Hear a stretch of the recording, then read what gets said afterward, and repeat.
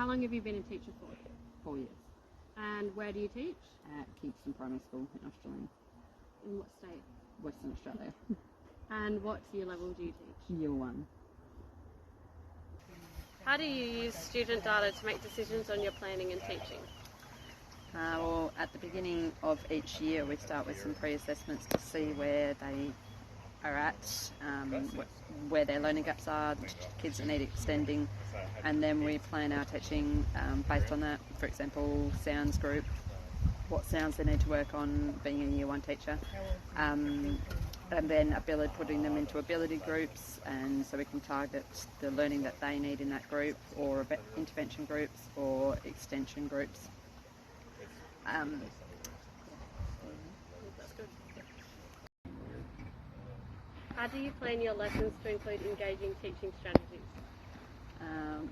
Well, I make sure that I include a variety of different things, so whether it's hands-on materials, visuals, ICT, written, scaffolded work, to make sure that we're meeting the needs of lots of different students. So some kids learn by more hands-on things, and some kids have to be involved in it. Others need to write it down or visually see it. So just including a variety of those strategies to make sure that they're engaged and can learn at their level. Sounds great. Moving on. How do you provide differentiated teaching in your classroom content? Well, we use a lot of group work, so rotation works and ability-based groups, and that means that I can work with the groups with activities based at their levels, such as the lower groups and the higher groups and the other groups, so providing activities to suit their needs. Also, we'll have an EA or a teacher work with a lower group when we're doing whole class stuff if we need to, so it's a little bit more scaffolded, or the higher groups having differentiated learning goals, extending them to where they are, so each kid just having their own kind of learning goals so that they're working to their levels and being scaffolded where they need to be. So how do you report the learning progress of your students to parents and caregivers? Well, we do formal reports each semester, so twice a year, so they get a grade and a comment on all of their subject areas. We also do, so in the first term we'll do parent interviews, so we'll meet with each parent to just kind of give them an overview of where they're at. That's a good chance to, if there's any learning gaps, to let them know so that they can help them at home if they want to, and they're not surprised when reports come. And then there's ongoing, like we'll post up photos of their work, or if there's any areas of concern, we'll always make contact with them. The third term we also do an open night so they can come in and see their work, and it's another chance to talk to them about how they're going as well. But formally, reports twice a year. So how do you measure the impact your teaching is having on student learning?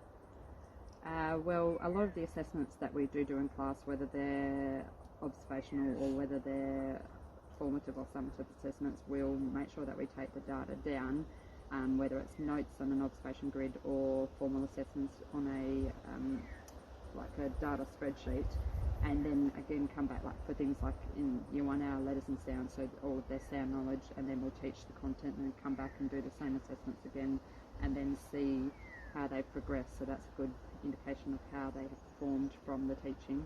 Even things like taking photos of their work, for example, their writing at the beginning and as they're going on, you can see the progress. All of it, like, I don't know, like the specific things to what we teach, like the numbers, like where they can read, write and count, to taking ongoing assessments of that so we can track their progress through the year. So it's just ongoing checklists and data and making sure that if they're progressing, and if not, changing the teaching and learning. So how do you make judgments on the quality of student work and engage in moderation process? Our school has rubrics designed for each year level for different subject areas, so you can make judgments on grades and where they're kind of sitting, but they're all based on the West Australian curriculum, so aligning it with that to make sure that what we're grading on and judging on is the same as other teachers and other schools, and we do that by like our year 1 teachers all meet collaboratively and look at, for example, writing pieces and make sure that we agree on what grade is what and where they sit. And we also have times that we'll go and meet with other schools. So all of the Year 1 teachers from other schools will come together and compare different pieces of work to make sure that we're all on the same track and that we're all reporting consistently with the curriculum.